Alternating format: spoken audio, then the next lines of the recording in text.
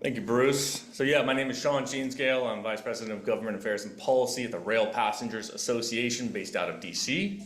I'll be moderating this third session. It's an exciting panel with exciting panelists. I was struggling to find a set of introductory remarks that would kind of button up this big sprawling topic, but fortunately, I actually just came back from a holiday in Europe where I visited London and Paris, and it was the first time I had been to Paris in 8 years because of the pandemic and because it's expensive. And I was pleasantly astonished and surprised at what that city had done over the last 8 years since I last visited, in large part, as part of an infrastructure blitz in preparation for the Olympics that happened there this summer.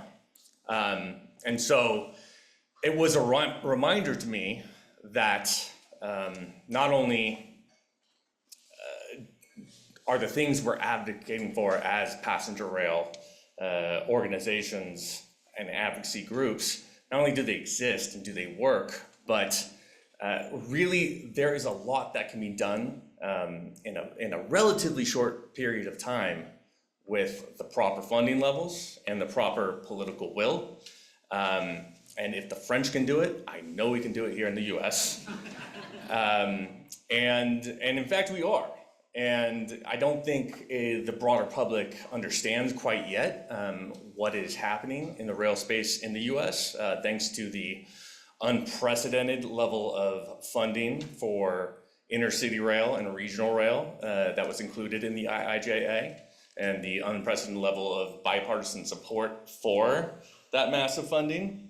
But a lot of wheels are in motion, and I'm excited to turn it over to the panelists and stop talking about my vacation, and hear about what they are doing to lay the groundwork for a brighter, better future for intercity travel in the US.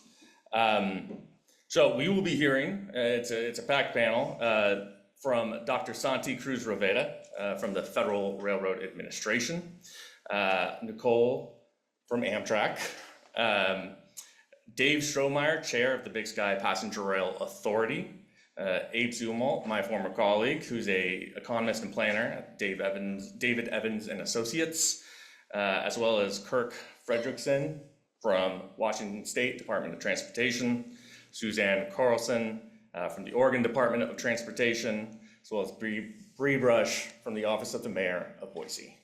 And so I will turn it over at this point to the good doctor, if he is online. I am online. Can you guys hear me? Hello, can you hear me? Yes. Okay, let me know if I need to speak up. I'm trying to speak relatively loud here.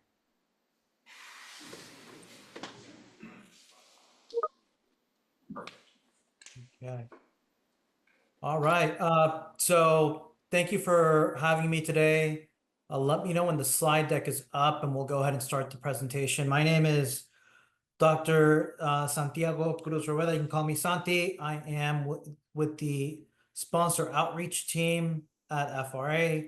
We're helping behind the scenes on helping with the development of the program and implementation of the corridor identification program throughout the country. Thank you so much for allowing me the opportunity to update everyone where FRA is at currently. So we'll go to the next slide, please. So we're going to do a high-level overview. I'll do this in about 10 minutes of what the Corridor ID program is. Many of you have heard this information, but we're also going to delve a little bit deeper into what this means to the Greater Northwest region. Next slide. So we're going to go into the program overview. And if you just keep clicking, and the obligation where we are currently, and I'll let the corridor sponsors talk about that a little bit more.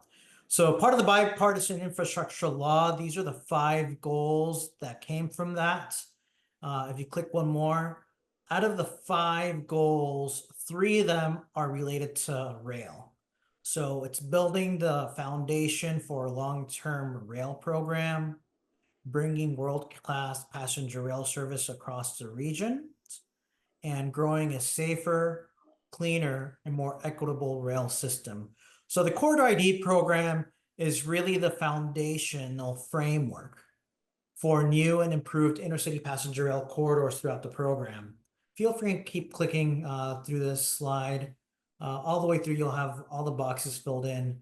So this information has been shared with the public many times, but I wanted to reiterate it one more time that the Corridor ID program is a solicitation. We allowed solicitations to come into the program for new and existing intercity passenger rail services. From there, we've made selections for the first round of the CID program. At the moment, we are partnering with the corridor sponsors in the preparation of the SDPs, and I'll go into that a little bit more later. And then the service development plan, which is the SDP, that includes a corridor project inventory. So at the end of the SDP, which is step 2, every corridor will have a list of projects that will come from that. And then those lists of projects will go into preliminary engineering and NEPA. And at the end of step 3, it'll create a pipeline. And I'll elaborate this a bit more in the next slides. So the Corridor ID program, the synopsis of it is we're going to be developing a pipeline of projects that are going to go to Congress every year for projects that are ready to be implemented for final design and construction as they progress through the project lifecycle. So this project lifecycle was published about a year and a half, now it's almost 2 years ago, by FRA. If you click one more, the Corridor ID program sits within the planning and project development lifecycle.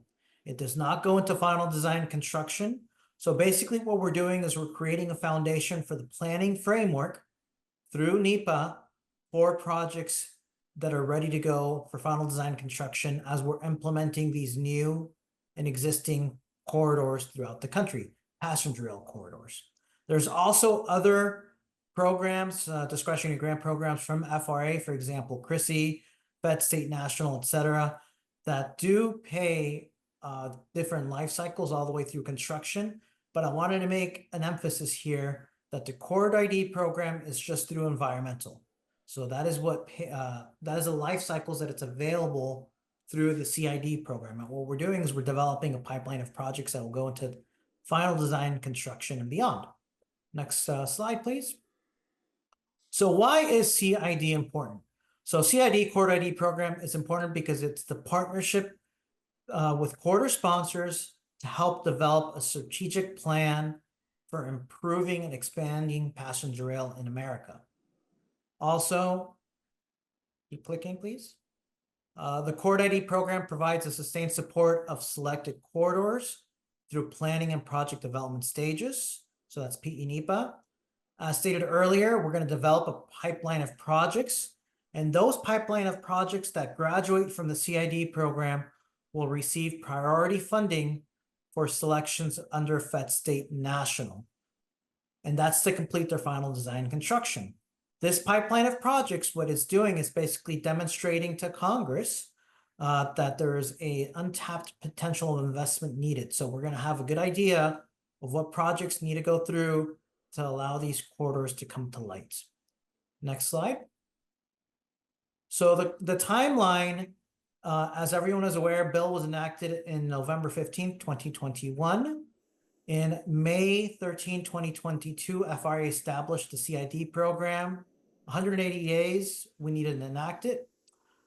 In December 2022, we officially published our first NOFO for the CID program. And our first congressional report was provided in May of 2023, which basically just outlined which corridors were selected into the program to start with. And then we're moving to today. The Fed State National and CID selections were announced recently, actually December of 2023, about 11 months ago. And now we're completing our second congressional report as we speak. And it's basically going to demonstrate where the corridors are within the CID program. Next slide. So this gives you an idea of all the corridors that were officially selected into the program this first go around.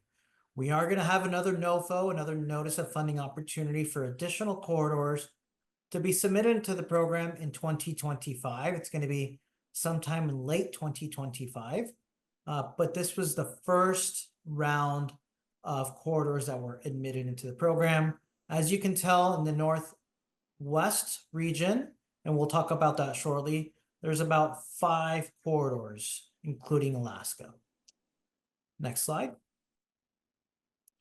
So here we're going to take a closer look at the 5 corridors that are currently working with FRA through the CID program. And Cascades, Amtrak Cascades Corridor, which is the program sponsor, is WashDOT, but we're going to hear both from WashDOT and Oregon because it is a collaborative effort. And that's an existing route. We also have an existing route with Alaska. That's the Anchorage north and south. So it goes north of Anchorage and south of Anchorage. Colorado Front Range is a new conventional rail that goes through approximately 80% of the population in Colorado. Big Sky North Coast Corridor, that's through Big Sky. You'll be hearing from them shortly as well. That's a new conventional rail, and that's that long corridor that you see from Chicago all the way towards Seattle and or Portland. And Washington DOT with the Cascadia High-Speed Rail. That's not going to be in the discussion today, but there is another category within CID that includes new high-speed rail corridors. But you'll be hearing from existing routes and new conventional rail corridors today in the panel. Next slide. So the CID program is split up into 3 steps. The corridor sponsors that are going to be talking today are all in step 1 as we speak. They are all currently scoping out the level of effort. We're getting close to moving into step 2 onto some of these corridors and other corridors throughout the country as well. And when they complete step 1, we'll have a good understanding of how much time and effort it will take them to complete a full planning effort for the entire corridor. And that is step 2. So when they get to step 2, they will have a separate grant agreement with FRA to complete the full service development plan. That's the planning stage of the SDP. And then when they get past step 2, as a reminder, at the end of step 2, each corridor will have a list of projects. That's the project inventory.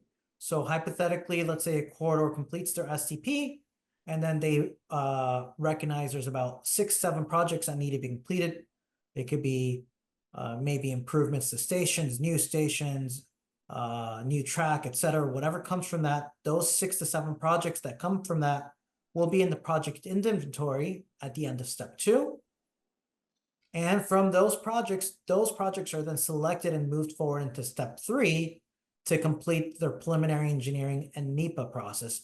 And that is a separate grant agreement as well. So I'll go a little bit deeper into what that means. So we'll go to the next slide, please. In step 1, all the corridors today received up to $500,000 with 0% match to scope out the level of effort for their full planning effort for the corridor. So they are currently developing the scope, the schedule, and their budget of how much it will actually cost and how long it will take them to do a full-blown service development plan using the framework that has been developed by FRA, a standardized framework throughout the country. Right now, we're reviewing these deliverables, and once we have concurrence between the corridor sponsor and FRA, they will move forward into step 2. So when they get to step 2, the corridor sponsors will receive an X amount of money with 10% match. What does that mean? If you click one more time, the budget that was determined in step 1, let's say hypothetically a corridor figures out that the budget to complete their SDP is about $4 million. This is just a number I'm throwing out there. And then that means in step 2, to complete their SDP, they will have to do, they will receive a grant that's $4 million with a 10% non-federal match at that point. So it's a 90-10 match to complete the full-blown service development plan. And then the SDP They will be developing in step 2 the full STP in accordance with the framework that we've laid out. Next one. And at the end of the STP, has been talked about several times now, the corridor sponsors will have a capital project inventory, a list of projects and a phase implementation plan. What does that mean? It means that they'll have a list of projects, but they will also determine, we believe that these 6, 7, 8, 9 projects that need to be done, they need to be completed in this manner. These need to be done first, etc. And those projects will then be moved forward and may be advanced into step 3 at FRA's discretion. And I'll talk about that a little later. So in step 3, the corridor sponsors will receive a third grant with an 80-20 match. So whatever is determined for a project cost to be, a certain project within that inventory at the end of the STP, they will receive 80% federal share and then 20% non-federal match to complete their preliminary engineering and NEPA. So that comes from the capital project inventory. So in step 3, at that point, they will be completing their actual preliminary engineering and NEPA analysis for each of those respective projects. So you may get multiple grants in step 3 for a corridor because you may have one grant for a couple projects, etc., but that'll be determined. The key is every step will have separate grant agreements with separate match requirements, as you can tell. And at the very end, so once a project completes their preliminary engineering and NEPA, that is then moved to the project pipeline. That is a pipeline that is given to Congress every February in our report. And then those projects will receive prioritized funding opportunities for Fed-State partnership. And that's where the large money amount is available from FRA to be able to complete their final design and construction. So what we're doing is we're creating a pipeline of projects throughout the country that are ready to go for final design construction and be implemented for these corridors. So you're probably asking yourself, how much money is available in the Corridor ID program? Feel free and click one more time, please. FRA has been authorized to use up to 5% of the Fed-State Partnership Program. That's why there's that connection between Fed-State Partnership and Corridor ID. And that's why these projects, once they complete the pipeline and they get moved into the pipeline, they will have prioritized funding for Fed-State Partnership because 5% of the Fed-State Partnership pot is taken and used for Corridor ID. So we have $1.8 billion available for this program currently under bill. Approximately $800 million is available for step 1 and step 2. So that is everything that I described in the scoping of the STPs and the actual development of the STPs for all the corridors currently in the program and for the next phase of corridors that may potentially enter the program at the next NOFO. And this is for the development of everything through step 2. And then that leaves step 3, which is where your preliminary engineering and NEPA is for many of these projects. We'll have approximately $1 billion available, and that'll be for all 4 categories: for new high-speed rail, new conventional rail, extensions to existing services, and improvements to existing services. And the funding will be allocated evenly between all categories. Next slide. So what is the connection between long distance service and the CID program? I want to make it clear, I am not an LD expert, a long distance expert. That's another shop within FRA, but I am able to provide context that other long distance routes that have not been identified within the CID program are not required to be assessed within the CID efforts. So right now, as of today, there are 3 long distance routes that have been selected as part of the Corridor ID program. And these routes are currently going through the process that has been laid out in the previous slides. So this is the Daily Sunset Limited, the Daily Cardinal in the Northwest region, the Big Sky North Coast Corridor as well. So they're currently working with FRA and going through the process, but the other long distance services that have been identified in the study, they don't go through CID because they're not part of the program right now. Next slide.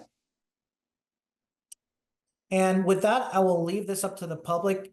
I would highly suggest that you take the opportunity to scan the QR code or click on that link that I believe you'll be provided this presentation later. This gives you a really good idea and an overview of all the corridors that have been admitted into the program, and you'll be able to get a good sense of the West corridors as well that you'll be hearing about more in the next conversations here. So with that, I wanted to thank you for your time, and I'll hand it back to the panel. Thank you.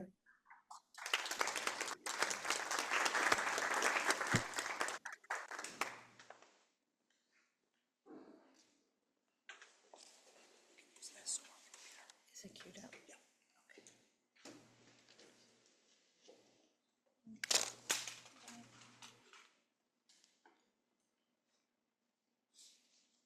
Me. Hi, everyone. Good morning.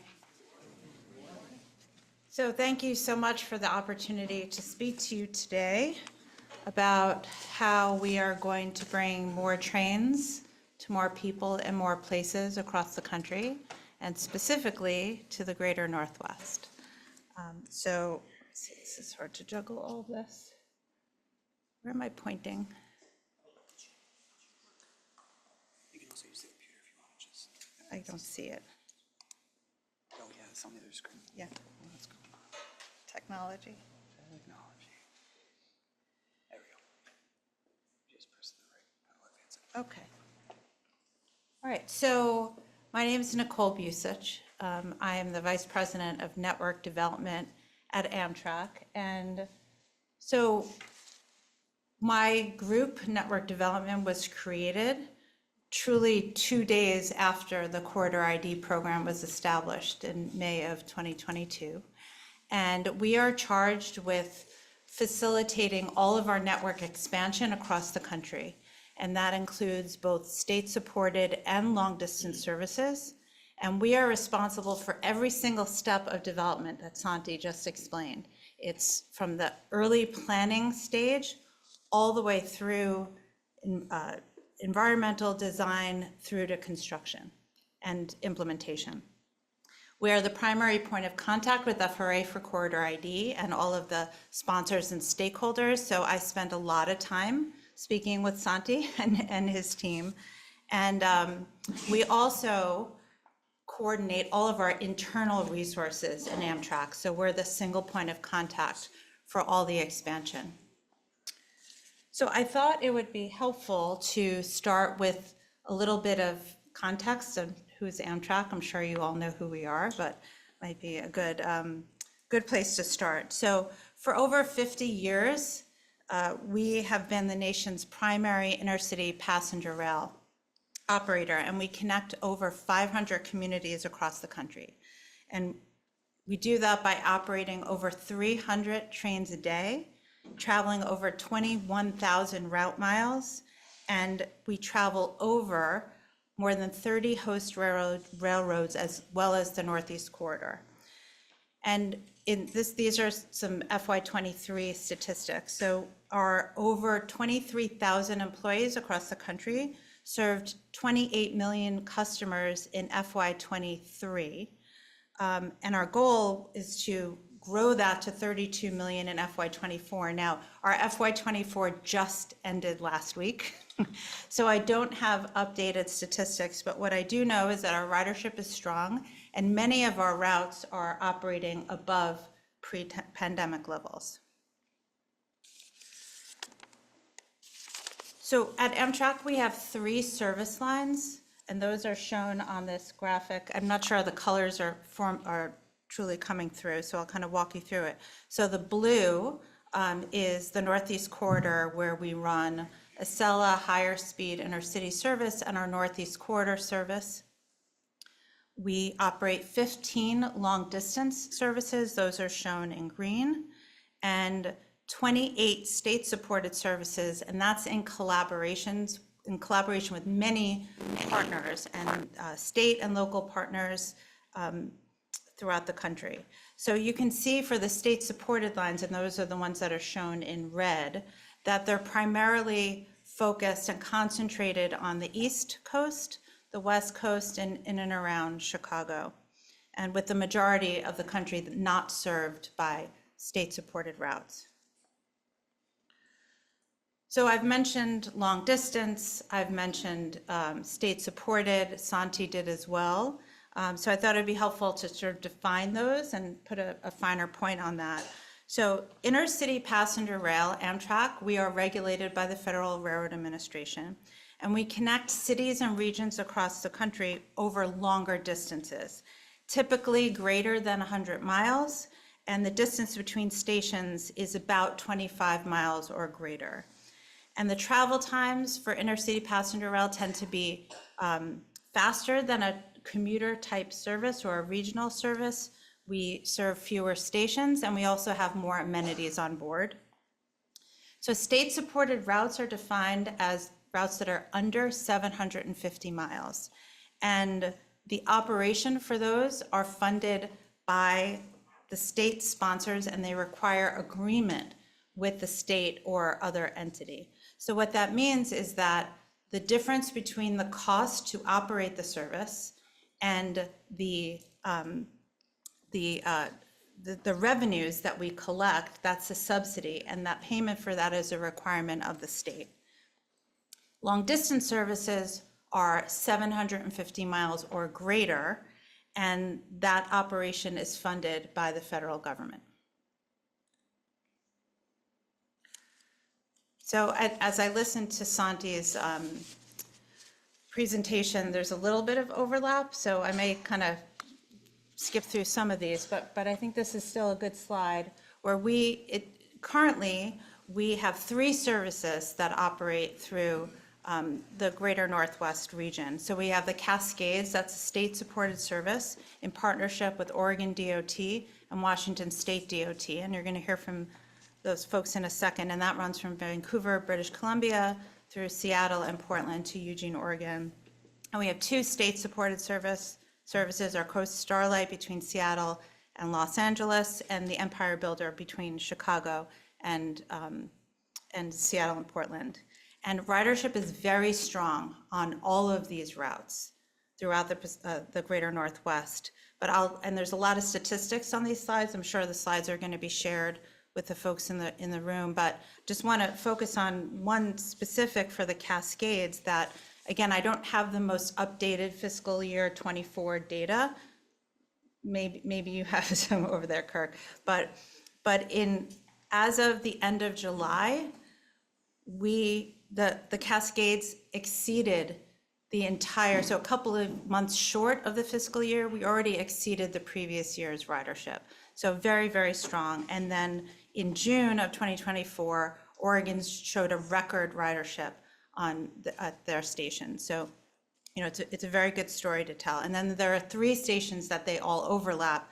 That's Portland, Seattle, and Vancouver, Washington. So enough about existing. Let's talk about future. That's why everybody is here today. So Santi gave a great background about Corridor ID, and this is replicating maybe with a few little more graphical representation of the routes that are in the pipeline, whether it be the long distance study or Corridor ID in this region. And so again, we talked about long distance service greater than 750 miles, and Santi mentioned FRA's long distance study. And so that study is looking at bringing back, restoring long distance routes and bringing new services. The FRA has identified 15 potential routes and will be issuing their final report to Congress at the end of the year, looking at, it's going to explain the long-term vision and all the funding that would be required to advance those corridors. And Amtrak, we are a stakeholder in the study that FRA is moving forward. And like many of you, I'm sure, attended the series of workshops that FRA held across the country. So those were very helpful. So the routes that identified in the study that serve the greater Northwest region are the 3 shown here. The dark purple, Seattle, Chicago, that overlaps with the Big Sky North Coast Corridor, Seattle, Denver, the Pioneer Corridor, and then Billings, El Paso. And on the left-hand side, Santi already went through these three, but I think it's important to note a couple things here. One is that the 3 routes in this region under Corridor ID cover 3 distinct types of services. It's state-supported, long distance, and high speed. So I think that provides a great opportunity for this region to look at different types of intercity service. And then there's also overlap between the long distance and the Corridor ID. So again, having sort of your toe in the sort of 2 different buckets provides a great opportunity for how these can move forward. So of the 69 corridors that were accepted into the program, Amtrak received 4 awards. And Santi mentioned that there were 3 long distance corridors that were accepted into Corridor ID, and 2 of those are being led by Amtrak. We have our Daily Sunset and Daily Cardinal, so those are existing routes where we today operate 3 frequencies a week, and we are looking to expand those to be daily services similar to the other long distance routes that we operate. The Daily Sunset, we're also looking to bring that service to Phoenix. So that's part of our Corridor ID service development plan. And then we have our Long Island corridor. That's a proposal to take our Northeast corridor service that runs from Washington, D.C. to New York and extend that to Long Island, to Suffolk County, to Ronkonkoma. And then lastly, the high-speed rail service in Texas that would connect Dallas and Houston. So that is the 4th one. And 3 of these, the first 3 are being led by my team, Network Development. So I think it's important as we think about these new services is to think about the benefits. That's something that we're going to need to continually communicate with congressional leaders and others as we move forward with these new services.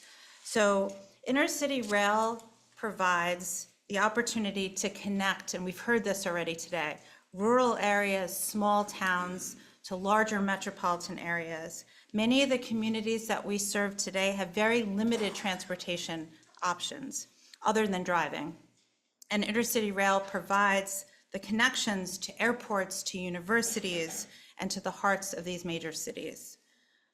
With intercity rail, especially in areas of the country that are not served, there's a significant opportunity to reduce carbon emissions by shifting people out of cars and out of airplanes. And then the economic benefit. We should start with that, but I like ending with it because it really is such a significant part of bringing new rail service to places where we don't serve. So the economic benefits can range from jobs, whether they be short-term jobs for all the consultants in the room who are doing the planning work, to the construction, the vehicle manufacturing, and then also the long-term jobs for the folks that will be operating the train. And there's the benefits of supporting station area development and the economic growth that comes with that. But there's also the economic benefit of more productive time. And I really like to talk about that when I speak to audiences like this. So if we look at the proposed rail travel time of many of these new corridors, whether it be state-supported, the shorter distances, or the long-distance trains, we don't necessarily compete with drive times. We tend to be longer. But and this example, by the way, is just completely generic, and it's based on a state-supported sort of shorter service. But what's important to note is to look at this from a productive time. 100% of the time spent on trains is productive, whether you're doing work or looking at your phone, resting, having a conversation with friends. 100% of the time is productive versus driving, where as long as you're the driver, it's 0%. So a few key takeaways. So one is, this is the first time in the history of Amtrak thanks to the infrastructure bill, that we have the opportunity to expand, that we're even in this room having this conversation. And it's a new era of rail for this country, and we want to continue on that path. Secondly, the folks around this room, every single one of you, are taking the steps to make that happen. And it really, truly takes a village. So every single conversation you have, every study that you advance, it all plays a role in advancing and moving these corridors forward. And the benefits to the cities and the communities and small towns across this region will be transformational. And finally, we're here to help. We have a lot of resources, and we are happy to assist in all of your endeavors moving forward. And I have another session, and I know the folks in the panel are going to talk sort of more in depth about the individual opportunities in the region. Thank you.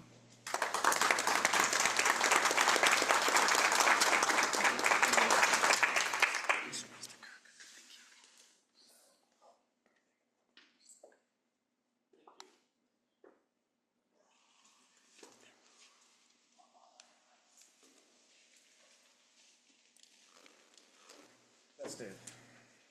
Guess we're doing the switch. Who's it? What's that? I'm up next? Okay, good. Okay, I'll take a seat. Sorry, I just got my agenda. Sorry. All right, let's go ahead and, if you could put that presentation, can you do that for us today? Yeah. Everybody, my name is Kirk Frederickson. I'm with the Washington State Department of Transportation. I'm the Passenger Rail Program Manager for the state of Washington. All right, next, here we go. So I want to start with this question for the audience. How many of you have ridden on Amtrak Cascades in Western Washington? All right, we've got some good numbers here. I'd like to say that for state-supported routes around the United States, that Amtrak Cascades is probably one of the best. So I've dedicated my career to this program, and I want to talk to you a little bit about that today. So we have 18 stations along the corridor, and it's a 461-mile corridor from Vancouver, BC, Canada, all the way down to Eugene. And the levels of service that we're providing right now, we have 2 daily round trips between Seattle and Vancouver, BC, 6 between Seattle and Portland, and 2 between Portland and Eugene, Oregon. And as it's been mentioned, this program is sponsored entirely by the states of Oregon and Washington. So it's taxpayer funds that go into the subsidies for this service. The host railroads that we use are BNSF and Sound Transit and Canadian National on the Washington segment of the corridor, and then down on the Portland to Eugene section, that's on Union Pacific. That's the host railroad. Next slide, please. So here are some numbers for you to take a look at. This is our ridership on the Cascades for the entire corridor from 2019 through 2024. As it's been mentioned, our ridership is soaring right now. Very good thing. And this is primarily driven by the fact that we introduced 2 trips between Seattle and Portland on December 11th of 2023. So we're realizing that major ridership gain right now, which is a great thing for us. And we're looking that we're going to exceed 1 million riders next year. Next slide, please. So this is what we're looking at for just calendar year 2024. This is our ridership per month. July was the first month in the history of our program where we exceeded 100,000 riders. First time in 31 years. So people are flocking to our trains, they love our service, and we think we've got a very brilliant future ahead of us. Next slide, please. And this is just a little bit of the distribution of that ridership along the corridor. Here, a comparison of 2023 with 2024. You can see that between Eugene and Portland, the ridership numbers are lower, but they're growing. And that's entirely a function of the population density of the Willamette Valley. It's different than the other parts of the corridor. We've got in Portland to Seattle, we've got those anchor cities and the cities in between, and the frequency of the service that we provide. That is driving the ridership. So again, we're having a really, really good year right now. And also Seattle to Vancouver, BC, Our ridership is growing as well. One of the reasons that is because when we made that adjustment to the schedules back in December of 2023, I'd asked BNSF and Amtrak to work with us to change the schedules between Seattle and Vancouver, BC, to be a little bit more attractive to more people. Our trains would leave at like 6:30 in the morning southbound out of Vancouver. We wouldn't get there until 11 o'clock at night. We wanted to try to generate additional ridership that are residents of British Columbia. So we had the trains leaving a little bit later in the morning and getting there a little bit earlier in the evening. We changed them by about an hour. And as you can see, we didn't change the level of service. We changed the times, and that's the result. It worked. So this is a program that's unlike anything else in the United States. It's the first of its kind on Amtrak's national network. It's called the Youth Fare Program. In 2022, the Washington State Legislature instructed all public transit agencies in the state to offer free fares to people that are 18 years and younger. So that's all the transit agencies, it's the Washington State Ferries, and that included Amtrak Cascades. Our situation was more complex because everybody who's going to be riding on an Amtrak Cascades train has to have a ticket. Could be a zero fare ticket or the regular pricing. It's got to be on the manifest. It's all part of the regulations. And Amtrak's reservation system wasn't ready for this. So we had to put in some additional investment, work with Amtrak. It took them longer, about a year and a half or so to put this in place. But we rolled it out here in this year, in May 28th of 2024. And we're at about 11,000 people have been taking the trains. Youth have taken advantage of this new fare code that we're offering. But here's the idea. It's a seed program. A lot of people that are young people who are not used to riding on public transportation are intimidated by it. They don't know how to use it. They don't know how to get their tickets. They don't know how to go to the station. And so they just don't use it. So the foresight of the Washington State Legislature was to let's take the fare down to zero, and more people, young people, will use this service that when they become adults, they'll become regular riders. They'll use it. So it's really a seed program to get more people to come in. They're going to be long-term customers. I think it's a brilliant idea. That's working pretty well for us. Okay, next slide, please. All right, you saw this image before. This is one of my favorite images. This is our future. These are the new train sets that are coming in 2026. They're called the Aero train sets. They're being manufactured right now down in Sacramento, California. And we're going to get 8 of them. And we're getting the first ones off the assembly line to the Cascades. Most of the other 83 train sets, it's a total order of 83 train sets that are being manufactured. Most of them are going to go to the Northeast Corridor. We're getting the first 8 that come to the Cascades. And this is something funded through the IIJA infrastructure package. You've heard a lot of people make reference to that here today in the presentations. Each of our trains is going to have 300 seats. You can see right there on the top, that's a cab car. This on the bottom image here is our business class. It's 2x2. Again, 300 seat capacity, which is greater than the capacity that we've ever offered in our train sets on the Cascades corridor. So it's an increase in our seating capacity. More fuel efficient with the locomotives, Tier 4 emissions locomotives. Designed for comfort and amenities on board. We're going to have a food service car. We're going to have internet. Rob Eaton, you're here listening. Got to help me get that satellite Wi-Fi on there. Come on now. We're working on that. Actually, we're looking at doing a pilot project on these new train sets. We're going to take one train and then use 5G and then do satellite if Amtrak will approve it, because we really think that's the wave of the future. Talked about productive time on the train. You got satellite Wi-Fi, it's going to change the world. So we're looking at doing that. And again, in revenue service beginning in 2026. Next slide, please. All right, train station up in Canada. We're one of 3 routes across America that goes into Canada. There's the Maple Leaf, the Adirondack, those are back on the East Coast, and then there's Amtrak Cascades. The train station up in Vancouver is actually a customs facility. It's 35 miles on the other side of the border, but it is a customs facility that's shared by both the Americans and the Canadians. It's the only one like it, the only one of its kind in North America, where both agencies share the same facility. So in order to, we want to do what's called pre-clearance, because right now, the 2 trains that we have that leave from Vancouver coming back to the United States every day, there's a pre-inspection that occurs at the train station, but we stop again for 10 minutes at Blaine, Washington, returning to the United States. Customs agents come on, they'll come through with drug sniffing dogs from time to time. They also come through with devices that are looking for, detect radiation for nuclear devices.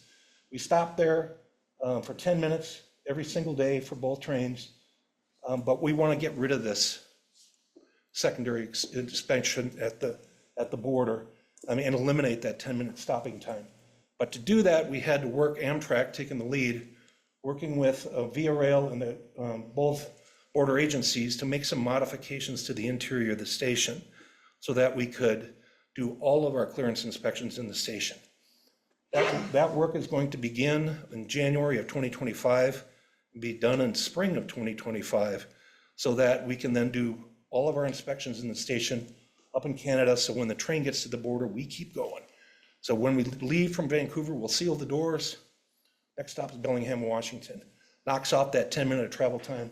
Trying to do this for 20 years and we're almost there. So we're looking forward to getting that implemented. Okay, World Cup, you've heard about this. Major event coming to the Pacific Northwest. Vancouver, BC and Seattle, Washington are host cities. There's going to be a total of 13 events in both cities, 7 in Vancouver, 6 in Seattle. And the thing that's really cool about this is both of the venues up in Vancouver and in Seattle are right next to the train stations. So we're a natural connection for moving many people between these 2 cities when this event comes here to the Pacific Northwest. So we're working on different plans and scenarios and how we could put Amtrak Cascades right in the middle of this international event and showcase our service. So we're looking at different things we could do, which could include adding additional coach cars to our existing trains. We're also looking at adding another round trip between these 2 cities during the event. And we're working with Amtrak. So some of the challenges that we have are equipment availability. There's an equipment shortage across America right now. There's also some issues of what you do with staffing during this event. You don't want to hire a whole bunch of people and have them around for 3 weeks and then, you know, that's a big waste of training and money. So we're looking at different alternatives on how we could insert Amtrak Cascades into these events and be one of the providers of the transportation between these 2 major cities. So more to come on that. We're working on this on a day-to-day basis. And there's a lot of momentum that's starting to be created about this because people are recognizing, I've heard it characterized that if you're in Seattle, for example, because the World Cup is it's the most popular sporting event in the world, and that each one of these matches in Seattle would be the equivalent of a Super Bowl. So you're going to have 6 Super Bowls in Seattle over the course of about a month. It's going to be huge. All right, next slide, please. All right, we talked, mentioned of a couple of the projects here. Public-private partnership, working with BNSF Railway. These are the things, again, building the infrastructure to grow the service, build for the future, get that foundation. Salmon Bay Bridge is that top image there. That's in Ballard, Seattle, Washington. It's a public-private partnership between WashDOT and BNSF. And another one is a landslide mitigation. BNSF has a policy, if there's a landslide that goes over the railroad, that the passenger trains need to be suspended for a minimum of 48 hours. Service is discontinued. We have to run buses instead. The shoreline between Seattle and Everett had been prone to landslides, several of them every year during the raining season.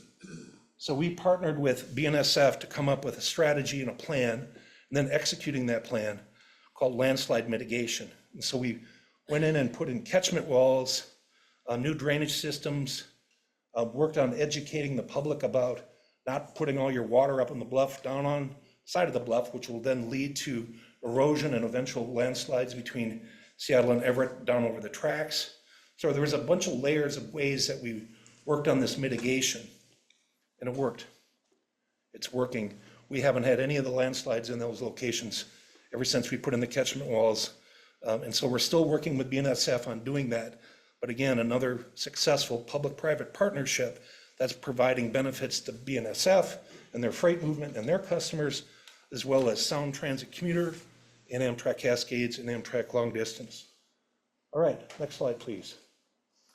All right, future planning, you've heard a lot about, and I won't go into this too much because there's been enough discussion on it and will be more during the course of this conference. And this is the future planning, corridor ID, service development plans. We're working on this right now. In fact, we just submitted our statement of work for step 1 of the corridor ID for the Cascades development to the FRA for their review. Once we get approval on that, then we will be executing the agreements necessary to then move into step 2. So we're already in it. We're already moving forward with it. Again, the idea is to come up with these plans, build that foundation, and then start growing Amtrak Cascade service into the future and having that ridership and all the benefits that we've been talking about here will be coming to the Pacific Northwest as we grow this service through this program. And you've seen this graphic here before, talking about the corridor ID steps. Again, we are in step 1, moving into step 2 right now, and we would like to accelerate this to try to take advantage of the funding that's available from the federal government. So we'll be working with the FRA and Amtrak to move that forward. Okay, and that is the end of my presentation. And at this point, virtually, Suzanne Carlson, my counterpart with the Oregon Department of Transportation, she's going to speak a little bit about the service between Portland and Eugene, Oregon. Suzanne? Thanks, Kirk.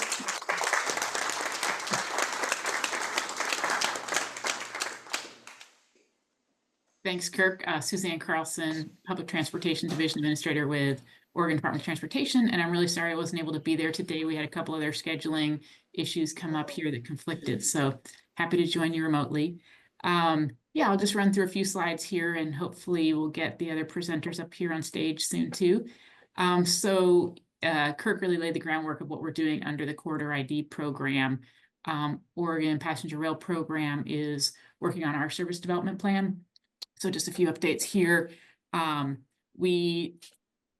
service development plan was adopted by the FRA in 2021.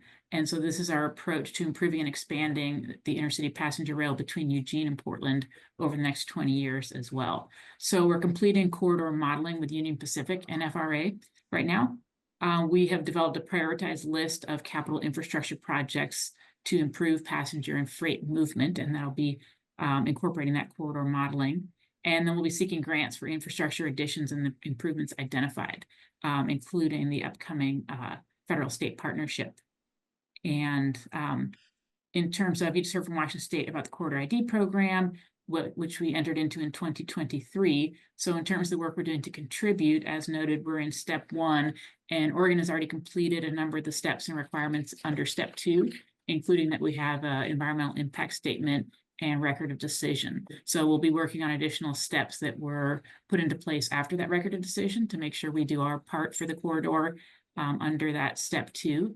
And then again, with that corridor modeling and prioritized projects, that's going to help us move forward into step 3. We also have a CRISI grant, a Consolidated Rail Infrastructure and Safety Improvement grant into federal government right now that would be for engineering and design, selecting projects and bringing those forward and getting those ready to get to that stage that Santi talked about as well, to get those delivered and get into step 3 and be eligible for the funds there. So next slide.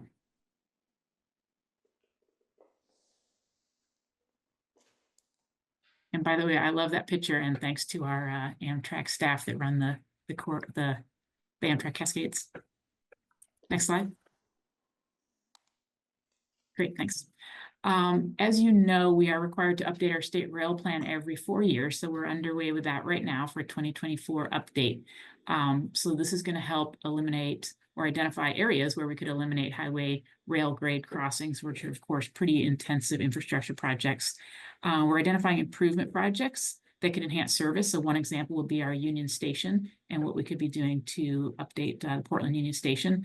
And then also improvements and siding improvements such as Eugene Station. So looking at where we can identify crossing safety projects as well, and working with the federal grant funding that we have for crossing safety. Next slide. We also have a couple of projects underway to enhance Cascade service. So these are two, as highlighted in the image there, Peninsula Junction and North Portland Junction are on the north side of Portland. So after the Amtrak Cascades leaves Portland Station northbound. And we've been able to complete and upgrade one of these areas, and the other one is in construction now, and we're hoping it'll be done by the end of the year. So right now there's a 10-mile-an-hour speed limit here, and that would increase it to 25 miles an hour for both freight and passenger trains to be able to get through this area. So for those like me who take this train a lot, you'll notice the speeds that you face when you're going through this area and getting close to going home, or vice versa, just getting started on your journey. So with that, that's all I really had to add, since Kirk did such a great job covering a lot of our corridor program as it was, and I'll pass it off to the next speaker.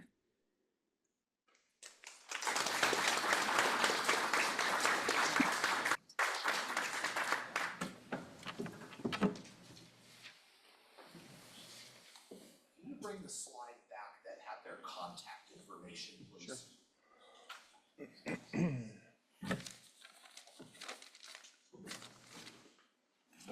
All right, good morning, everyone. I am Dave Strohmeyer. I am chairman of the Big Sky Passenger Rail Authority in Montana. I am also a Missoula County Commissioner in Missoula County, Montana.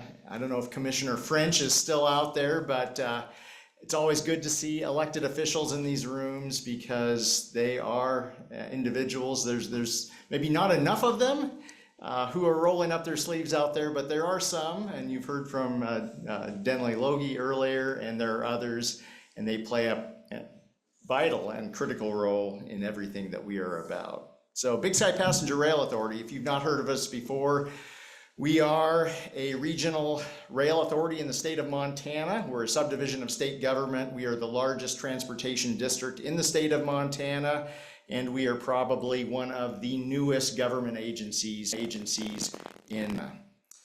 And before you leave, check out our table over here. And I do not want to take any of those aluminum water bottles home with me, so please be sure to grab one of those.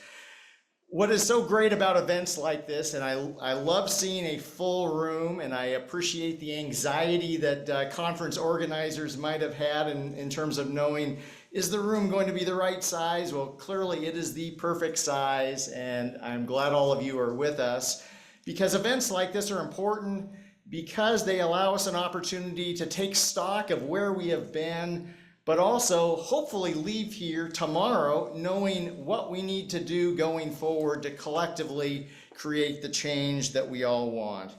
I thought Santi and Nicole did an excellent job earlier of painting a picture of the national scene of long distance and inner city passenger rail as it relates to both the Amtrak Daily Long Distance Service Study, the Corridor Identification and Development Program. And it's, for me, an opportunity today to look back 3 years ago to the inaugural Greater Northwest Rail Summit that happened in Billings, Montana in 2022, and how far we have come since then. The Long Distance Service Study that we've heard about, Amtrak Daily Long Distance Service Study, will be seeing a report delivered from the FRA to the US Congress later this year. This is a big deal, folks.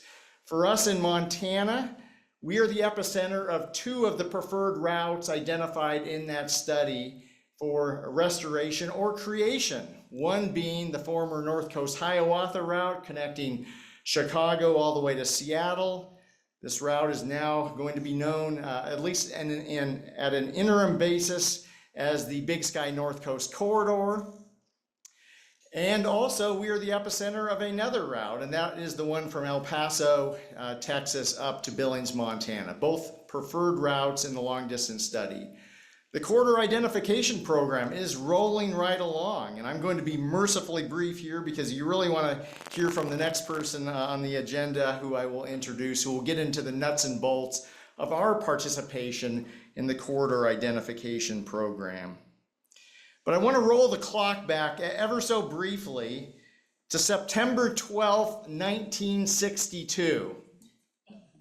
Now, there are a few of you, and I have a suspicion that there are a few of you in this room who were alive in 1962. Okay, I see a few hands going up. Something happened on the campus of Rice University on September 12th, 1962. This was an address by then President John F. Kennedy, and he wrote, or he spoke, saying this: "We choose to go to the moon in this decade and do the other things, not because they are easy, but because they are hard." Well, ladies and gentlemen, this is hard stuff that we're talking about here today.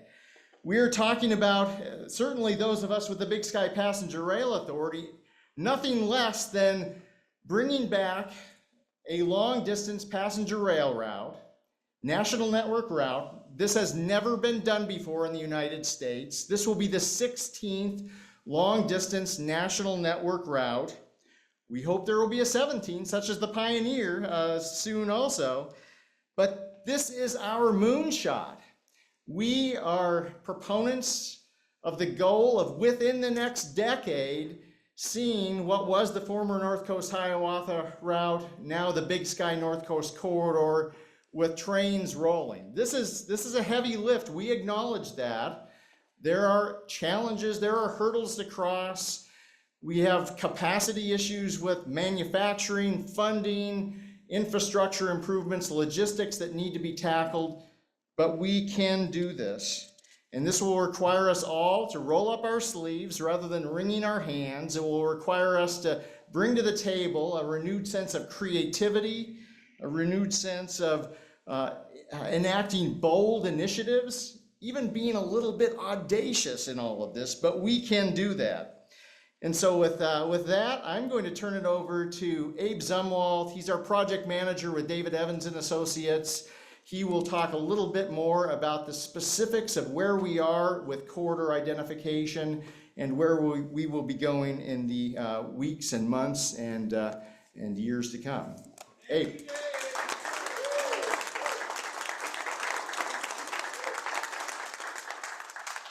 Well, I don't know if I can meet that barnstorming level of enthusiasm, but truly, I really want to thank Santi for putting together an overview of the CID program, because he talked about policy, and I just want to take a couple of minutes to talk about praxis of that policy and what that really means. We're at the very early stages, so this is a preliminary overview.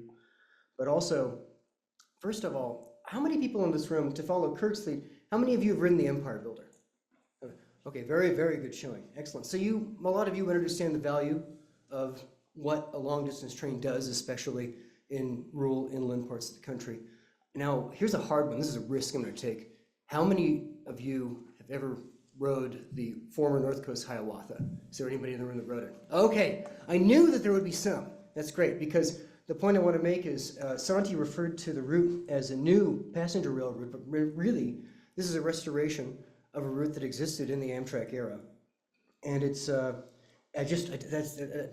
fantastic. I think there are four. Can you raise your hands again one more time? There we go. Let's have a round of applause for all of you. That's great. That's great. We got seven former North Coast Hiawatha passengers in the room, proving that it did exist. So you've all seen this slide too much, really. This is right now we're firmly in the purple and orange stage of the process. But what does that mean to this route? Because CID is, to FRA's immense credit, a uniform program designed for every new passenger rail route to be developed within. And that's fantastic, but it does mean that there's a lot of diversity. So this is another slide that you've seen before that the FRA presented, but with a bit of context added. Top highlighted route is the North Coast Hiawatha, or rather the Big Sky North Coast Corridor. This is significant because the table on the bottom shows us the scale of a lot of these CID routes. Most of them, 31, are within the boundaries of one state. That means you're dealing with one DOT and one governor and so forth. Ours, on the other hand, crosses 6 borders at minimum, and then deals with that 6-fold increase in all of the parties to deal with. Now, there are a couple of others there that almost rival us in this kind of scale of jurisdictional grandiosity. And those are, of course, Amtrak's Cardinal and Amtrak Sunset Limited, which both have the tremendous advantage of course, operating in the present day. Although I have to applaud Amtrak for inclusion of those routes, because thrice weekly service is a crime. So moving on to the next phase of this. What does step 1 actually mean We've heard a lot about what building a scope schedule budget is, but let's just talk about that for a second, what it means both in terms of the program, but also what it means for our corridor. So don't worry about this. You can't read all of this. It's okay, because what I want you to pay attention to is the color of the text. All of these boxes are standard deliverables of a service development plan as endorsed by the FRA. You got to do all this stuff. You have to think about everything from an alternatives analysis all the way through to implementation planning. What everybody is doing, 69 different corridors are doing right now, is we're coming up with methodology statements about how we will conduct each one of these steps tailored to our specific corridors. Every corridor is slightly different, so you might change your methodology to be more appropriate. For instance, our ridership methodology is going to look quite distinct from a ridership methodology for an existing service improvement, simply because we'll want to highlight things like granular ridership between intra-corridor pairs at a much smaller scale than has ever really been contemplated for a long-distance route. Current ridership planning for long-distance served corridors are all between usually at a scale of 50 miles or more, and we need to look at those intra-corridors, because right now, on the Empire Builder, for instance, 90% of ridership doesn't ride from endpoint to endpoint. It's all intrastate, intra-corridor service, and we really want to highlight that in step 2 when we get there. However, there's another aspect of this. There's all this text in red, and this text in red represents steps that we felt were necessary to deal with the scale of this corridor. And so this meant early in the process, figuring out a stakeholder outreach plan that would actually start now. And this means, first of all, reaching out to our host railroads, CPKC and BNSF. This also means more intense interaction with FRA. It also means a method to facilitate interaction across the 7 states that we're dealing with. And so what we're going to create is something called an Intergovernmental Consultation Council. And that is the skeleton of which we'll be assembling in step 1 of the process. It will grow in step 2, because thanks to the incredible grassroots work of the BSPRA and what they've done, they have identified as many as 40 federally recognized and unrecognized Indian tribes that may have part of this route.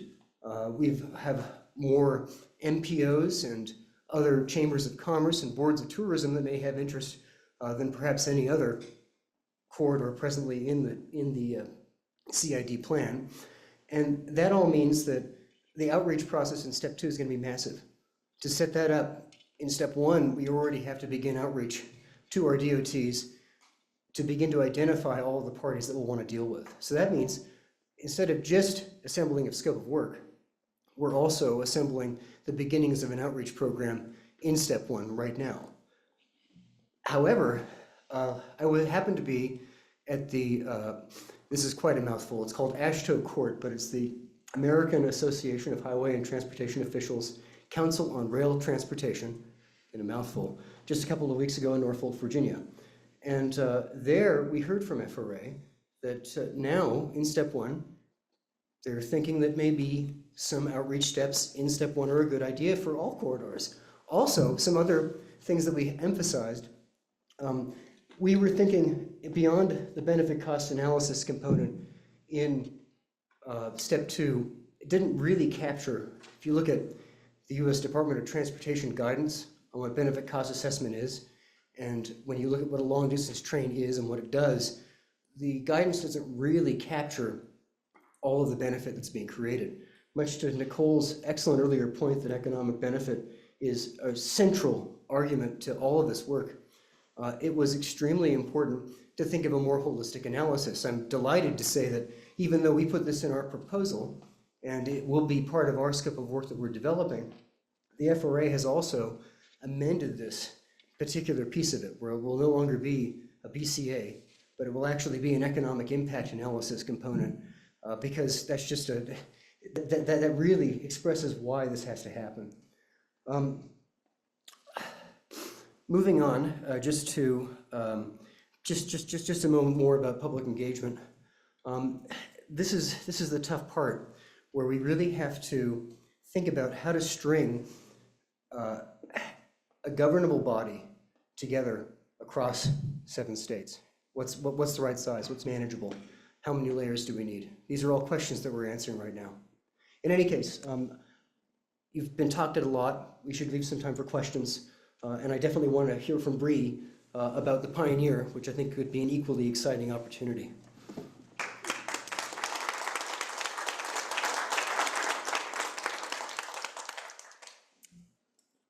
Thanks, Abe. I think as we've gone through this panel over the last hour, more local, so I'm happy to be the one to close us out and talk about what rail means from a city perspective and from that hyper-local perspective. On the screen behind me are some photos of our depot, our beloved Boise Depot, which hopefully you had a chance to visit if you attended this conference last year when it was in Boise, is turning 100 next year. So we're really excited about it, and I wanted to take that historical approach with you today. But I want you to pay close attention to the photo behind me looking up to the depot, and this is down what's known as Capitol Boulevard, because the next image shows you how it's changed. This is looking down from the depot, and you can see all of the development and what's grown up around the Boise Depot over the last 100 years. And that is really what I think passenger rail means to small communities like Boise and even smaller communities across rural Idaho. I'll talk about the portion of the Pioneer between Boise and Salt Lake, because that's where we've been most focused in capturing those overlapping efficiencies of being on what was formerly a long distance route, but in this very local perspective. Between Boise and Salt Lake, within a 100-mile radius of that termini, lives 4.4 million people who are largely disconnected from passenger rail service today. There is some service in Salt Lake City, but we're not able to access that.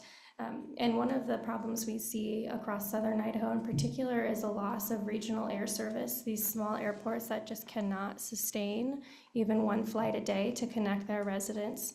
So as we were building a coalition of folks who could help us demonstrate the support for this project for restoration of passenger rail between Boise and Salt Lake, we really relied on those smaller communities to help us tell the story.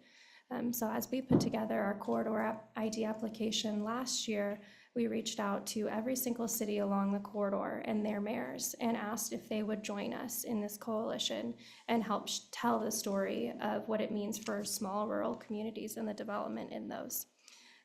We are also the most isolated city in the West in Boise, so we really don't have a way to connect to these communities, these larger metropolitan areas outside of air or driving. After reaching out to all of those communities on the corridor, we put together a video of major mayors and university presidents along the corridor to say what it means for students to be able to connect to their hometowns. And then we've also made an effort to share stories of our residents. So one of the things we did while we were putting together our application was go on a local radio show and ask folks to write in their stories about being on the Pioneer or being on rail service in general and what bringing rail back to Boise and to our region would mean for them. And we had over 120 people write in and tell us their stories, some in very long form and some in short. And I have some cards I can share afterward that link to our website where we have hosted all of this information. But it was really powerful to be able to show what this means for residents of Idaho, and I think that told a really compelling story. Another thing we did to help build this coalition, as the largest city in it, City of Boise is just over 260,000. We made branding materials that you'll see on the card that are city agnostic, so any city on the corridor can pick up this and feel like they're a part of this coalition because they are. So if I could leave you with anything today, I think it would be to reach out to your local mayor, who's going to be the connector in your community. I know my mayor certainly is, and lend your capacity to connect them to others, to connect them to your tribes, to connect them to your underrepresented communities and those smaller regions within your areas to help build the support for your region if you're on the other end of passenger rail development without service yet. Thank you.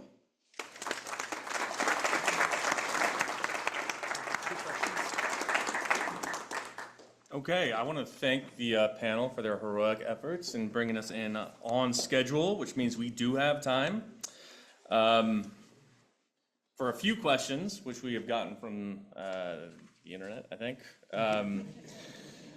How are negotiations progressing between BNSF and Amtrak and Washington DOT to improve on-time performance? I think we have a, I can just speak, I can project pretty good. maybe for the online audience. Oh, we gotta turn on. Can you hear me? You can grab. Yeah, I'll just talk up here. So we are, again, Kirk Frederickson with Washington State DOT. We are in constant communication with Amtrak and BNSF regarding on-time performance. I did say earlier when I made my presentation that we've had more riders than ever, but a lot of those first-time riders are not getting the best experience because our trains are late. 10 minutes, 15 minutes, 20 minutes, and there's a lot of reasons for that. But we want to take advantage of this opportunity with these additional round trips and expose those people to this service, not only all the great things about it, the amenities and the view, but to get to your destination when you expect to be there. So we've got on-time performance task force. We have regular meetings with BNSF down in Vancouver, Washington, or virtually. We have a service outcome agreement, something that came with our federal grants where we are statusing all the different types of delays and trying to reduce those. So it's ongoing. One thing I can say that with working with my partners around the country, this is not isolated to the Pacific Northwest. On-time performance at all of the services across Amtrak's network is a big deal. And we're gonna have to continue to be diligent working with the host railroads to make sure that they're meeting our expectations. Thank you. One last question, then we'll adjourn. Yeah, I don't really understand this, but maybe Nicole will. Where do we find the tools Amtrak has to help? Can you hear me? No.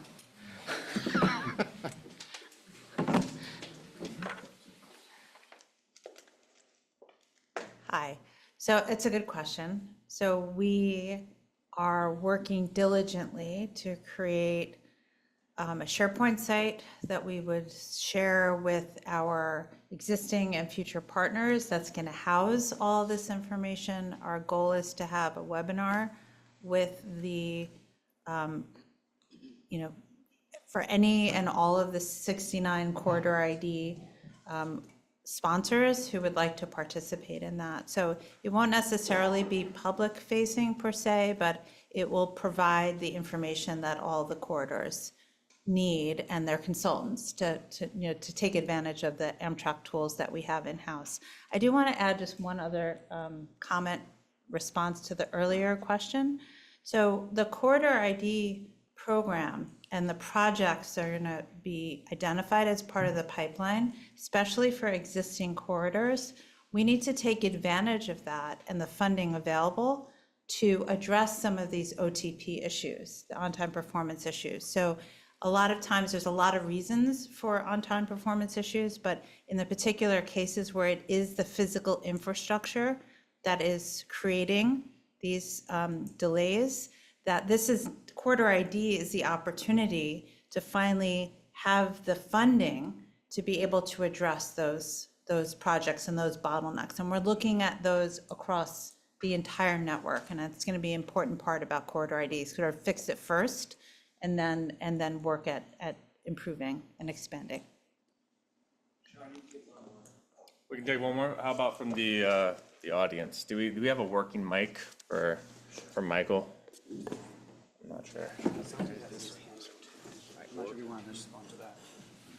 Perhaps we can get Santi unmuted. I can actually. So No, I can mute myself. Can you hear me? Yes. I can hear you. Okay, perfect. Yeah, I also wanted to provide some context, and I really appreciate. Good day, everybody. Michael Barnbaum from the great state of California, Sacramento specifically, and Sacramento State is a member of the Big Sky Conference. There was mention of Sacramento, California, by our friend here from the great state of Washington. And I wanted to ask, do you happen to know on your order from Siemens based in Sacramento, California, if that is an order of venture cars piggybacking with the Stockton, California-based San Joaquin Joint Powers Authority. So so the venture cars are made by Siemens. We are getting Siemens trains. Okay, all right. Now can you hear me? Can you hear me now? All right, so the venture cars are part of a Siemens product line. And the Aero train sets are a more modern version of that same platform. So the answer is yes, they're a version of the Ventures, but they're updated with the specifications and different components and such. And those are the ones that are being built in Sacramento right now. Thank you. And last, I'd like to acknowledge Kim Whitmore is joining virtually from San Diego County, California. She works on the Big Sky Passenger Rail Authority's social media and website. Thank you, Kim, for attending. Thank you. And Santi, I see you have your hand raised. Yeah, can you guys hear me in the room? Can you hear me? Yes, we can. Okay, perfect. All right. I really want to amend Nicole and Amtrak for providing the tools that is amendable. It is a collaborative environment that will make this successful between the private industry, potential operators, host railroads. Please continue to work with your host railroads, etc. Also want to remind everyone, and I should have talked about this early in my presentation, the CID program is operator agnostic. The majority of the corridors will probably be choosing Amtrak, but please note for new corridors, you have the ability, it is run by FRA, to select operators that are non-Amtrak as well. So as you go through the process, that's part of step 2 as well on your corridor development, but I wanted to let the audience know that that is something that a lot of folks in the public are not aware of. But please work directly with Nicole and the team there at Amtrak because they do have a lot of knowledge and expertise in many of these corridors throughout the country. With that, thank you. Thanks. All right, thank you. Can we give another round of applause for our excellent panel?